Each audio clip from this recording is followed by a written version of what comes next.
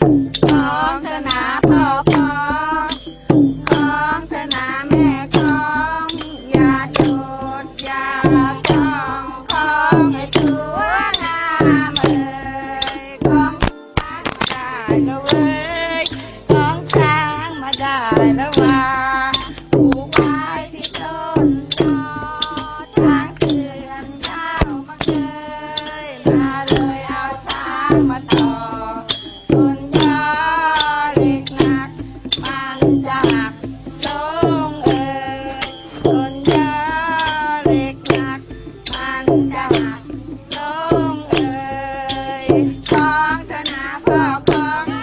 เจ้าของเธอหนาแม่ของอย่าโดดอย่าจ้องของให้ตัวงามของช้างมาได้แล้วเว้ยของช้างมาได้แล้วว่าผูกไว้ที่ต้นทองใครเป็นเจ้าของที่มาน้อง